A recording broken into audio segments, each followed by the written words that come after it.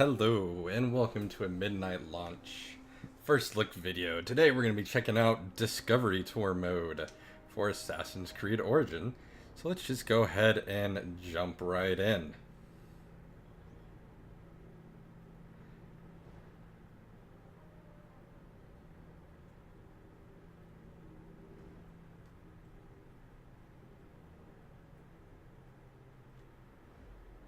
Alright, load times. Kinda rough. Well, what is Discovery Tour? Basically, it is an educational version of Assassin's Creed Origin, where the team at Ubisoft has added in a whole bunch of curated tours based on assets and artwork that was already implemented within the game. First, let's go and take a look at the menus, though. We'll go ahead and start with the map, and it's gonna look pretty similar to the base game, but a little bit different. You're going to see a ton of icons, tons of blue icons, and these blue icons are all tours that you can go on. And they range anywhere from, about 2 to 3 minutes to 25 minutes long, I think was the longest one I saw. And there are about 75 of them, so there's a lot of neat content that they've added into the game with this free update if you already own it. And I think they're doing a standalone version of this update for $19.99, specifically on the PC only, for those that don't own it. So, you've got the tours that you can look at right here. And, they've kind of got them separated to Egypt, pyramids, Alexandria, daily life, Romans. You can pick a different character.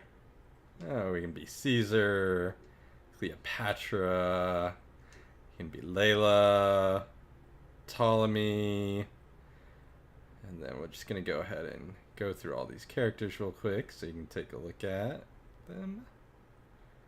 There you go. That's all of them. We'll be Bayek as a Persian commander for this.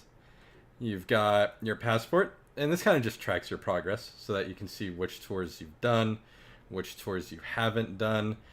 They've made it really easy to get to wherever you want to go. So you can look through here, you can mouse over these. There's the Siege of Alexandria, for example. And if you want to do that one real quick, you can just be like, alright, well, let's go and fast travel there. And it's going to take you right to the start point for that tour. And that's my cat breaking stuff. Good job, cat. Alright. And here we are. And if we wanted to do this tour, we could start right here. It shows you the number of stations. This one has 22. The region tells you a little bit about what the tour is about, and then gives you an estimated time. This particular tour is 20 minutes long, so we're not going to be doing this tour. But we'll go ahead and pick another one. Let's see. Oh my goodness, all the spoilers. Let's go ahead and do the major regions of Egypt. So we'll go ahead and fast travel there.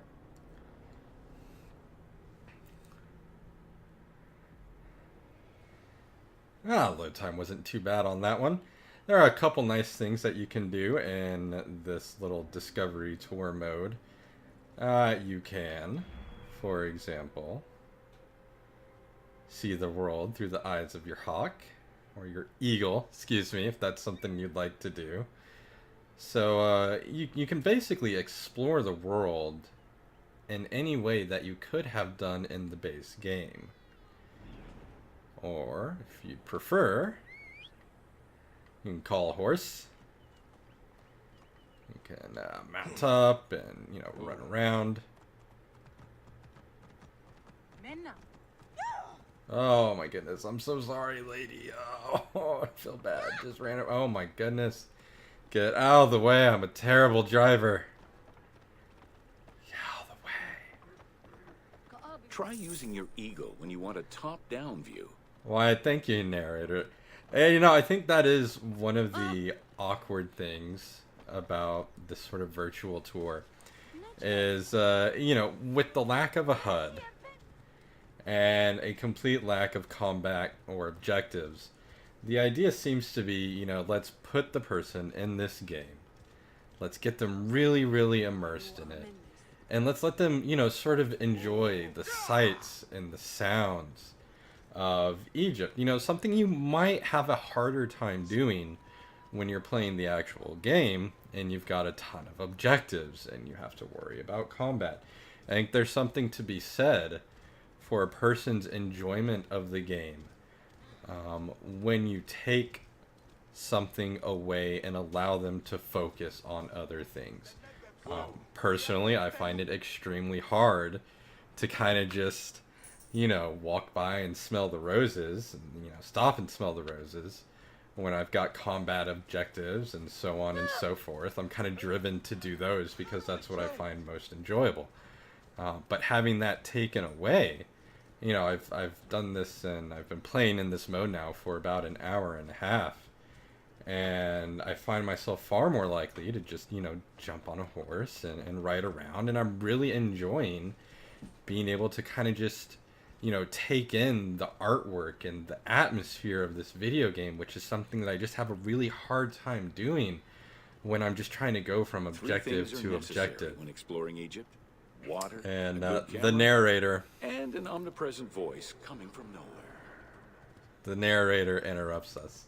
So the narrator kind of pulls you out of the experience a little bit, and I think that I don't know about that choice on Ubisoft's part. It feels kind of at odds with what they're trying to do, and that's a little bit unfortunate.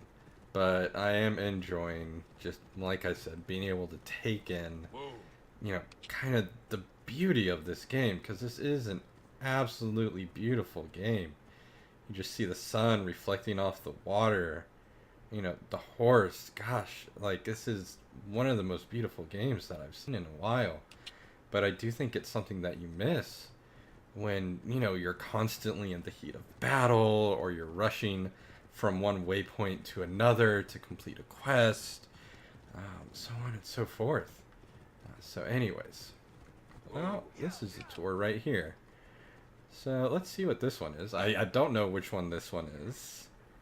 Let's see. Yeah, evolution of ancient pottery. Excuse me, evolution of pottery in ancient Egypt. Alright, let's do this one. Welcome to Evolution of Pottery in Ancient Egypt. This is probably like one of the worst ones to pick for a Let's Play video, but that's alright. Let's learn a little bit about pottery. Excavations all over Egypt have uncovered enormous quantities of pottery vessels of all shapes and sizes. The production of pottery was mainly confined to the outskirts of settlements due to the materials required and to keep the kiln smoke away from inhabited spaces. The function of the product determined the selection of the raw material, its treatment, its form, as well as the finishing of the surface. So you'll get some spoken dialogue, and you'll see in the lower left-hand corner there's a little bit of an image. And you can actually press A to take a look at that image, have it blown up. It gives you a write-out or a script of what was just spoken. And you can hide the text and you can take a look at the image. And then you can close it, and we can move on to the next station in the guided tour. Pottery was essential to ancient Egyptians' daily lives. It was used in all aspects of life, from the storage of grains and liquids to containers within the tombs of necropolises. The most common pottery was made from Nile silt that resulted in a reddish-brown clay. Limestone clay, which made for more attractive pottery, was only found in Upper Egypt.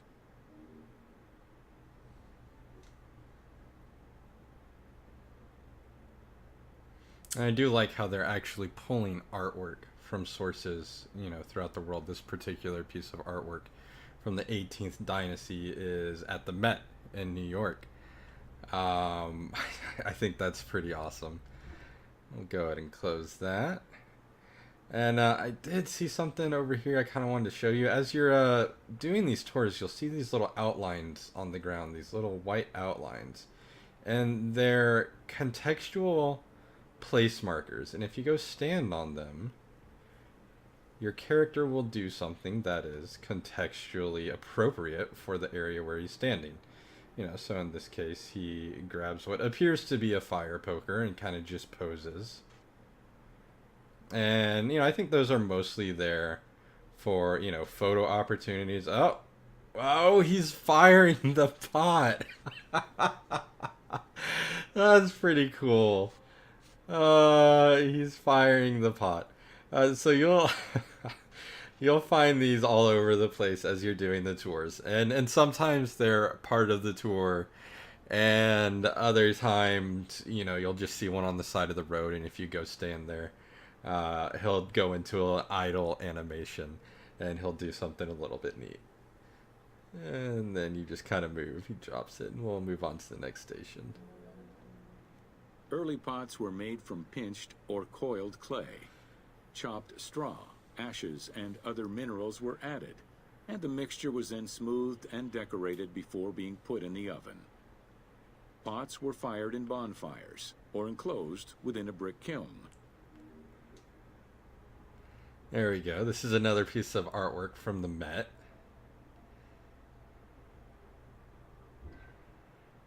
All right. I think this is all really neat. The potter's wheel was utilized during the Old Kingdom. Pottery became smoother and more polished, similar to river stones. It was decorated primarily in red pigment, with the black color achieved by exposing it to smoke. Pottery workshops were attached to palaces or temples, and around the late period, specialized workshops began to appear. I do think it would be absolutely amazing if you could manipulate some of these things in the background. Maybe taking 3D models of, for example, this painted jar, and you'd be able to hide the text and then sort of rotate it or manipulate it with your mouse and or controller. Maybe that's something that we'll see in the next game.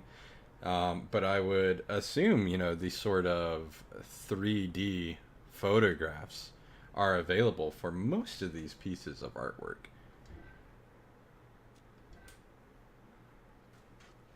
Oh, there's a little kitten cat. Hi, kitty cat. Now, let's see what happens here. Yeah, we're just going to go ahead and sit down, relax. You'll see that the ones that we have done have a little check mark over them, letting you know that you have already looked at that particular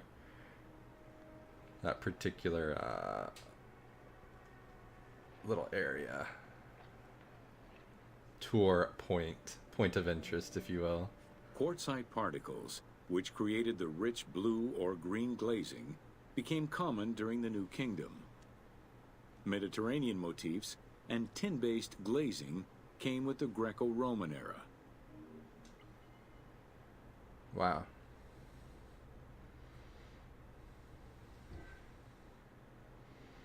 Is that one at the Louvre? Yeah.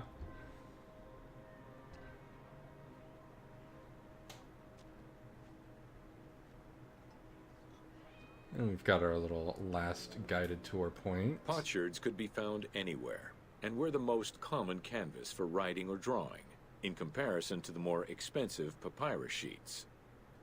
Named after their Greek description, ostraca contained daily life records, letters, or could be drawn upon. Artists drew sketches for temples and tombs, or simply for leisure. That hippo, man. I can't tell you how many times I got killed by a hippo in this game. Oh my goodness. From the 18th dynasty. Another piece that's at the Met.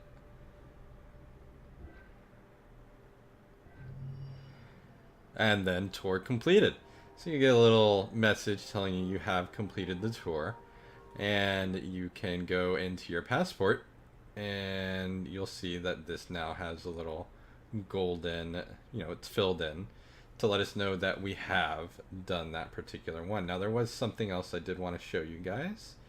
Give me a moment to find the correct tour. Let's see. Here we go. This one right here. So this is something that I wasn't sure if they were going to add it in, and I was extremely excited to see that they did. Welcome to the Forts of Cyrenaica. We'll see that we do have a couple of narrators.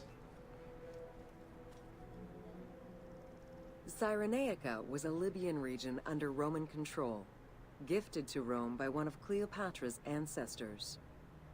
The remains and foundations of ancient fortifications were discovered in the 19th century in the southwest of Cyrenaica, as well as a Roman garrison dating back to the 1st century CE.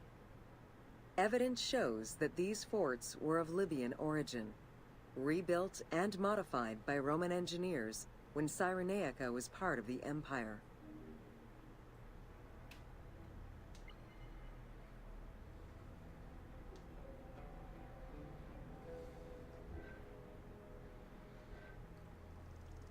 Alright, so we'll move on to the next point.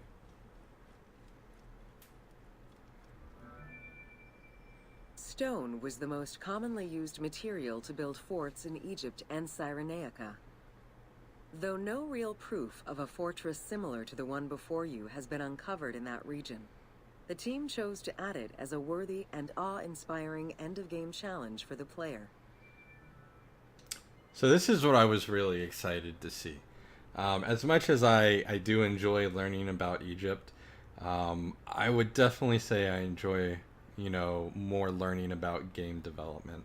And what the team at Ubisoft has done is they've added in these little tidbits of information talking about the game development and, how certain parts of this game may or may not have been true to the source material. But why they made the decision to add it in, so on and so forth. Unfortunately, those are not marked as far as I can tell, so you can't tell which tours have little tidbits like that. But I've seen quite a few of them so far. The forts of Cyrenaica were intended to prevent invaders from gaining access to the main route that led to the country's 5 most important cities. These forts were built close to coastal plains and deserts for added defense. 3 of these cities were recreated by the team: Balagrae, Apollonia, and Cyrene. Had it existed, the fort before you would have protected the road leading to Balagrae.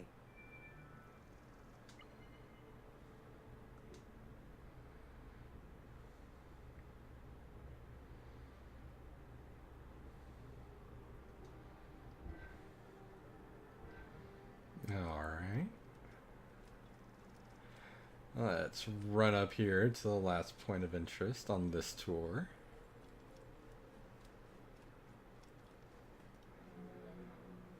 Other than reference to an attack around 404 CE and a military reorganization by Emperor Justinian during the 6th century CE, we still know little of the Roman military presence in Cyrenaica.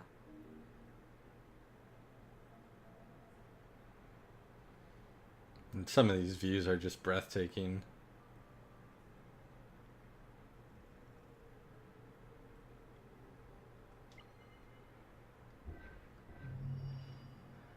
And then tour completed.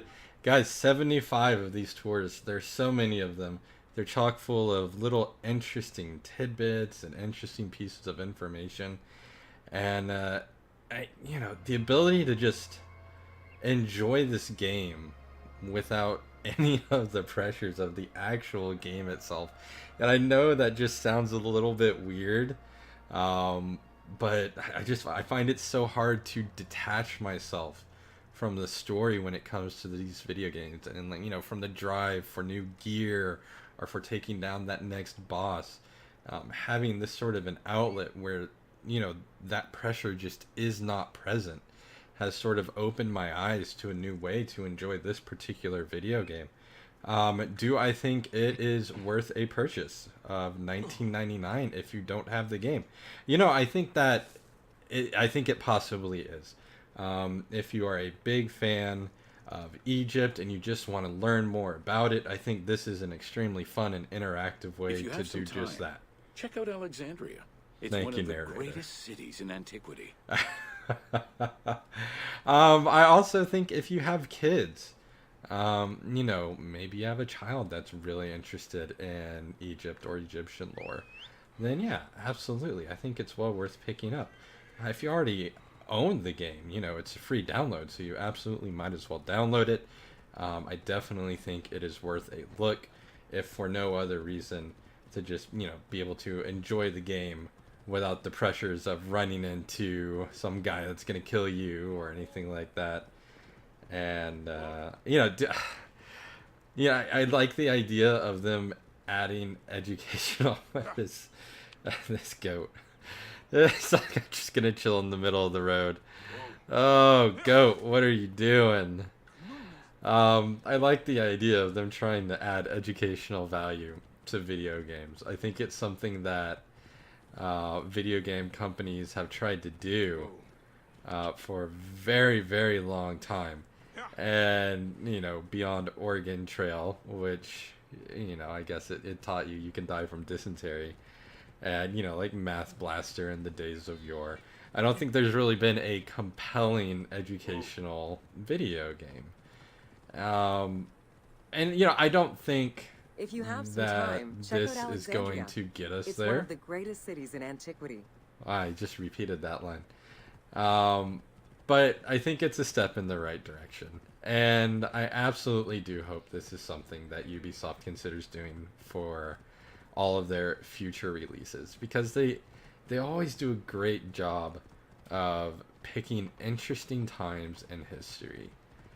And you know, I think at some point maybe this could be used in a classroom. And it adds value to the product, and it's entertaining, and you know, I do like it. I think they've done a good job. Anyways, guys, that's about it. I'm gonna go ahead and hang out up here and chill with the goats. Yeah, what's up? And I will talk to you guys later.